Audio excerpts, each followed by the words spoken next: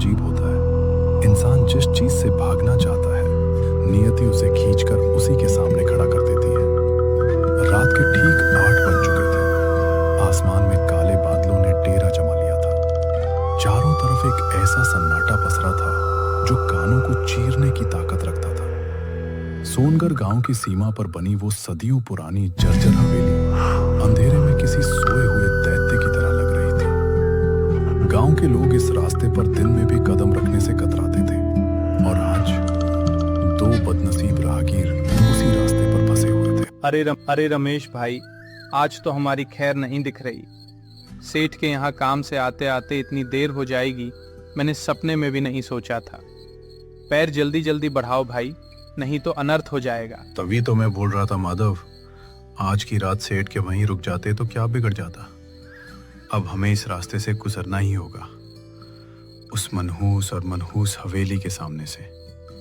मुझे क्या पता था कि लौटते लौटते इतना घना अंधेरा हो जाएगा। अब जो भी हो, बस भगवान से यही दुआ करो कि वहां से वो आवाज सुनाई न दे। हाँ भाई, अगर वो आवाज सुन ली और हमने उसे अनसुना किया तो सिर्फ हम नहीं, हमारा पूरा परिवार खतरे में आ जाएगा। उस हवेली का श्राप किसी को नहीं छोड़ता। अरे बस करो माधव, अब इस वक्त वो सब डरावनी बातें करके मेरा कलेजा मत अटकाओ। जल्दी जल्दी चलो और जैसे ही वो हवेली दिखे, बिना पीछे मुड़े बस दौड़ लगा देना। अपनी आंखें बंद की और बिना कुछ देखे अपनी पूरी ताकत समेटकर आगे की तरफ एक जोरदार दौड़ लगा दी। वे तब तक नहीं रुके जब तक कि वो भूतिया हवेली उनकी आंखों से ओझल नहीं हो गई। हवेली से काफी दूर गांव की सीमा के पास आकर दोनों एक पेड़ के नीचे रुके। उनकी सांसें उखड़ रही थी। बाल बाल बचे, भगवान का लाख लाख शुक्र है, आज उस हवेली से कोई आवाज सुनाई नहीं दी, नहीं तो आज हमारा आखिरी दिन होता। हाँ भाई, आज तो साक्षात भगवान ने ही हमारी रक्षा की है। अब से ऐसी गलती कभी नहीं करूंगा, चाहे जो हो जाए। सूरज ढलने के बाद इस रास्ते पर कदम भी नहीं रखूंगा। दोनों राहगीर तो अपने घरों की तरफ सुरक्षित निकल गए, लेकिन वे ये नहीं जानते थे कि नियति ने इस हवेली के इतिहास को बदलने के लिए किसी और को चुन लिया था। एक ऐसा इंसान जो भूतों पर नहीं बल्कि विज्ञान और हकीकत पर भरोसा करता था। सोनगढ़ से मीलों दूर शहर के एक छोटे से किराए के कमरे में एक पीली ट्यूबलाइट झलमिला रही थी।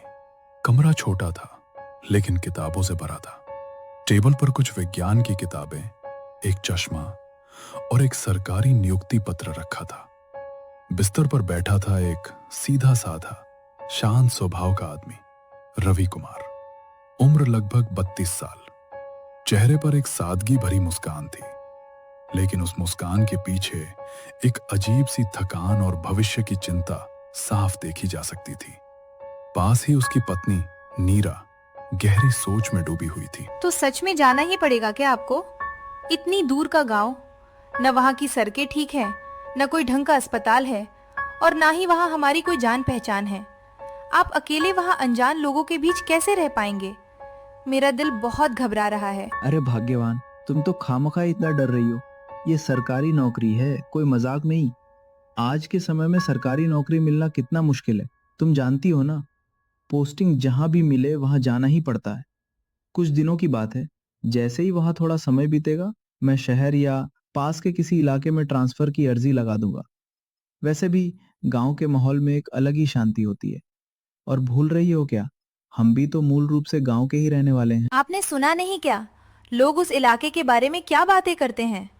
कुछ गांवों में रात को ऐसी अजीबोगरीब घटनाएं होती हैं जो इंसान की सोच से परे हैं। मेरी एक सहेली ने बताया था कि सोनगढ़ के पास के इलाके में एक बहुत पुरानी और शापित हवेली है।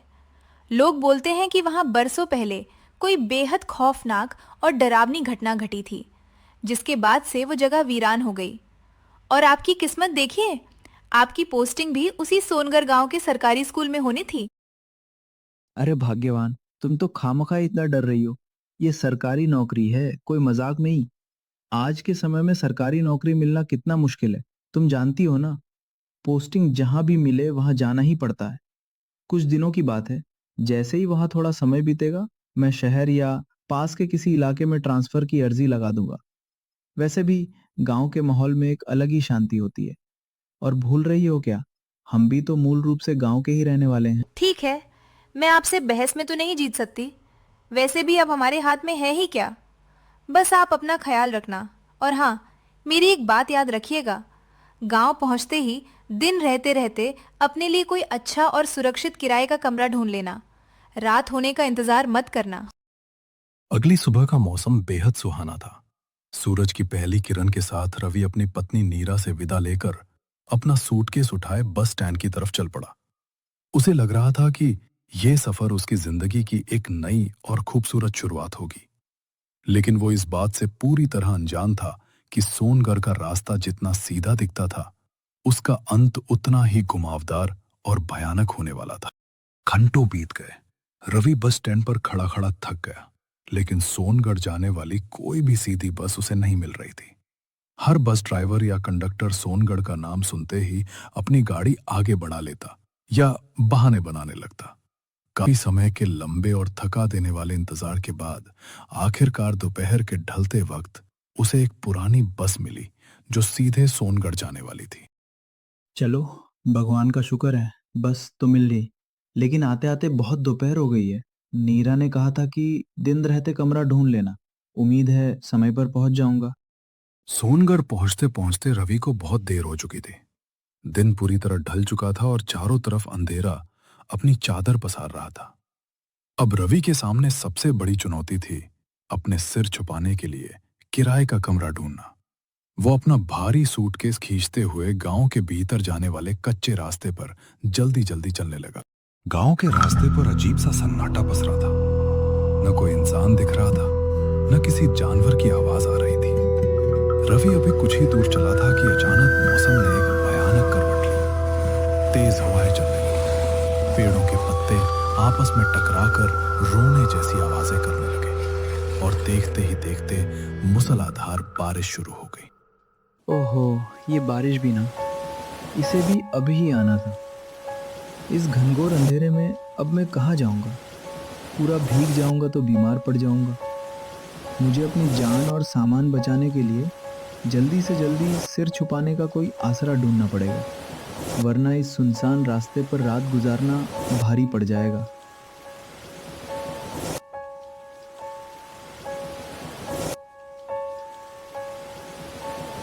रवि अपनी पूरी ताकत लगाकर बारिश के बीच दौड़ने लगा।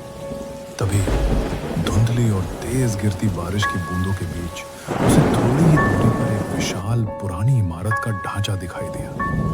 वो वही हवेली थी जिससे गांव वाले खौफ खाते थे। लेकिन रवि, जो इस बात से अनजान था और विज्ञान का शिक्षक होने के नाते भूतों पर विश्वास नहीं करता था, बिना कुछ सोचे समझे सीधे दौड़ते हुए उस हवेली के बड़े से बरामदे में।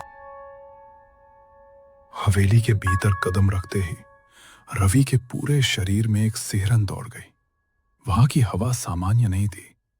हवा में एक अजीब सा भारीपन था, जैसे कोई सदियों से बंद कमरे की सड़ी हुई सांस हो। रवि को अचानक सांस लेने में घुटन सी महसूस होने लगी। ये कैसी जगह है? यहाँ की हवा में इतनी अजीब सी घुटन क्यों है? जैसे किसी ने सदियों से इस जगह को बंद कर रखा हो। दिखने में तो ये कोई बहुत पुरानी और आलीशान हवेली लगती है। भले ही ये रहने के लायक ना हो, पर फिलहाल इस तूफानी रात में सिर छुपाने के लिए इस छत से बेहतर और क्या होगा। रवि हवेली के मुख्य हॉल के अंदर चला गया। अंदर आते ही चारों तरफ केवल घना अंधेरा, जाले और सीलन की तीखी गंध फैली हुई थी। रवि ने हॉल के एक कोने में अपना भीगा हुआ बैग रखा और दीवारों के सहारे बैठकर सोचने लगा कि बस थोड़ी देर की बात है। जैसे ही यह तूफानी बारिश थोड़ी थमेगी, वो यहां से निकलकर सीधे गांव की तरफ बढ़ जाएगा। लेकिन तभी ऊपर की मंजिल से कुछ गिरने की एक भारी और तीखी आवाज आई। कौन है वहां? लगता है पुरानी हवेली है, तो छत से कोई सूखी लकड़ी या छज्जे का टुकड़ा गिरा होगा। घबराने की कोई बात नहीं है। रवि ने खुद को तसल्ली दी और अपनी नजरें वापस नीचे झुका ली। दीवार की तरफ जो कुछ उसने देखा, उसने रवि के विज्ञान के सारे तर्कों को हिलाकर रख दिया। दीवार की मिट्टी और सीलन पर किसी छोटे बच्चे की उंगलियों के गहरे निशान बने हुए थे। वे निशान ऐसे थे मानो किसी बच्चे को जबरदस्ती अंदर बंद किया गया हो और उसने तड़पते हुए बाहर निकलने के लिए अपनी उंगलियों से दीवार को बुरी तरह खरोचा हो। ये क्या है? ये तो किसी बच्चे के हाथ के निशान है। पर इस वीरान हवेली में कोई बच्चा दीवार को इस तरह क्यों खरोचेगा? कुछ तो गड़बड़ है। रवि अभी उस दीवार को देख ही रहा था कि अचानक ऊपर की सीढ़ियों से एक बेहद दर्द भरी, धीमी और सिसकती हुई आवाज गूंज उठी। मुझे मुक्ति चाहिए, मुझे इस नरक से मुक्ति दो। क्या कोई मेरी आवाज सुन रहा है? यह आवाज सुनकर रवि का दिल जैसे एक पल के लिए धड़कना भूल गया। उसकी रीढ़ की हड्डी में खौफ की एक लहर दौड़ गई। सीढ़ियों के ऊपरी छोर पर एक छोटा लड़का खड़ा था। उसने बेहद सादे फटे पुराने कपड़े पहने थे, पैर नंगे थे, चेहरे पर सदियों पुरानी उदासी और दर्द पसरा था। तो तुम कौन हो बेटा? और इस भयानक अंधेरे में इतनी रात को यहाँ अकेले क्या कर रहे हो? तुम्हारे माता पिता कहाँ हैं? यह हवेली बहुत पुरानी और खतरनाक है। यहाँ से बाहर निकलो। वो लड़का रवि की बात सुनकर धीरे धीरे सीढ़ियों से नीचे उतरने लगा। लेकिन रवि ने गौर किया कि जब वो लड़का चल रहा था तो उसके पैरों की कोई आवाज नहीं हो रही थी, जैसे वो जमीन को छू ही ना रहा हो। कितने बरसों तक मैं यहां इस अंधेरे में अकेला तड़पता रहूंगा। मैं कई बरसों से इस कैद में हूं। मुझे यहां से निकालो ना, मुझे मुक्ति दिला दो। क्या क्या बकवास है ये? तुम कोई साधारण बच्चे नहीं हो। बाहर बहुत तेज बारिश हो रही है। मैं तो बस यहाँ कुछ देर बचने के लिए रुका हूँ। तुम इतने अजीब क्यों लग रहे हो? तुम्हारा शरीर पारदर्शी क्यों दिख रहा है? क्या आप भी मुझे यहाँ इस अंधेरे में अकेले छोड़कर भाग जाएंगे? सब लोग मुझे देखकर भाग जाते हैं, कोई मेरी बात नहीं सुनता। कौन हो तुम? तुम इंसान नहीं हो, तुम कोई प्रेतात्मा हो। मुझे यहाँ से जाने दो। मुझसे क्या चाहते हो तुम? मैंने तुम्हारा क्या बिगाड़ा है? उन्होंने मुझे यहीं जिंदा दफन कर दिया था, इस हवेली के तहखाने में। अब कोई मेरी पुकार नहीं सुनता। मुझे मुक्ति दिला दो, वरना कोई यहां से जिंदा नहीं जाएगा। रवि ये सुनते ही दहशत के चरम पर पहुंच गया। वो पीछे की तरफ भागा और हवेली के मुख्य दरवाजे से बाहर की तरफ कूद गया। अजीब बात यह थी कि जैसे ही रवि बाहर आया, मूसलाधार बारिश अचानक ऐसे रुक गई मानो वो केवल रवि को उस हवेली के अंदर रोकने के लिए ही हो रही थी। रवि ने भागते हुए पीछे मुड़कर देखा तो वो लड़का हवेली की छत पर खड़ा होकर उसे ही घूर रहा था। रवि बिना रुके रात के अंधेरे में गांव की तरफ भागा और जैसे तैसे लोगों से रास्ता पूछते हुए सोनगढ़ के सरकारी स्कूल के प्रधानाध्यापक हेडमास्टर के घर जा पहुंचा।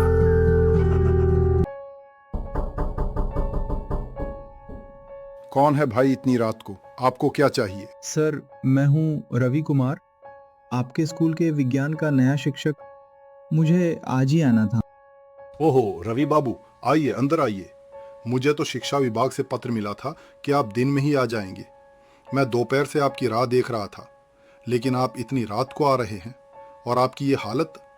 आप इतने डरे हुए क्यों हैं? आपके कपड़े सूखे हैं पर आप ऐसे हाँप रहे हैं मानो मौत के मुंह से भाग कर आ रहे हों। कहीं आप उस रास्ते से तो नहीं आए? सर, मैं दिन में आना चाहता था पर बस नहीं मिली। शाम को जब पहुंचा तो रास्ते में अचानक इतनी भयानक बारिश शुरू हो गई कि मुझे सिर छुपाने के लिए उस पुरानी हवेली के अंदर जाना पड़ा। और वहाँ जो मेरे साथ हुआ उसे सोचकर मेरी रूह कांप रही है। वहाँ एक बच्चा था जो असल में एक भूत था। रवि बाबू, आप बहुत किस्मत वाले हैं जो वहां से जिंदा लौट आए। लेकिन एक बात बताइए, आप कह रहे हैं कि बाहर बारिश हो रही थी। यहाँ सोनगढ़ गांव में तो शाम से एक बूंद भी पानी नहीं बरसा। मौसम बिल्कुल साफ है। क्या? ऐसा कैसे हो सकता है? मैं पूरी तरह भीगने से बचने के लिए ही तो उस हवेली में घुसा था। यही तो उस हवेली का श्राप है रवि बाबू। वो हवेली खुद शिकार को अपनी तरफ खींचती है। गांव में एक बहुत पुरानी अफवाह है, बल्कि अफवाह नहीं, एक खौफनाक श्राप है। जो कोई भी रात के वक्त उस हवेली के पास से गुजरता है उसे अजीब आवाज़ें सुनाई देती हैं। और अगर कोई उस आवाज को सुनकर अनसुना कर दे या डर कर भाग जाए तो वो और उसका पूरा परिवार अगली सुबह अपने बिस्तर पर रहस्यमयी तरीके से मरा हुआ पाया जाता है। लेकिन आज तक कोई हवेली के अंदर नहीं गया था। तुम पहले इंसान हो जो उसके भीतर कदम रख कर आए हो। नहीं, ऐसा नहीं हो सकता। मेरी एक गलती की सजा मेरी बेकसूर पत्नी नीरा को क्यों मिले? सर, मुझे बचाइए। उस बच्चे ने मुझसे कहा कि उसे मुक्ति चाहिए। उसने कहा कि उसे उसी हवेली के तहखाने में जिंदा दफना दिया गया था। क्या बच्चे ने ऐसा कहा? रवि बाबू, यहाँ कहानी में एक बहुत बड़ा उलटफेर है। गांव का जो इतिहास हम जानते हैं उसके अनुसार बरसों पहले उस हवेली में गांव के सबसे अमीर ठाकुर हरिश्चंद्र और उनका बेटा रहता था। वे दोनों बहुत क्रूर और लालची थे। उनके घर में गांव का एक गरीब लड़का काम करता था। एक दिन अफवाह उड़ी कि उस नौकर लड़के ने धन के लालच में ठाकुर के पूरे परिवार को रात में सोते समय जहर देकर मार दिया और सारा खजाना लेकर भाग गया, जिसके बाद ठाकुरों की बद्दुआ से वो हवेली शापित हो गई। लेकिन सर, अगर ठाकुरों का परिवार मरा था तो मुझे उस अमीर ठाकुर की आत्मा नहीं बल्कि एक गरीब तड़पते हुए बच्चे की आत्मा क्यों दिखी? और उसने कहा कि उसे दफनाया गया था, जबकि गांव वाले कहते हैं कि वो लड़का खजाना लेकर भाग गया था। यही तो सबसे बड़ा और खौफनाक राज है रवि बाबू।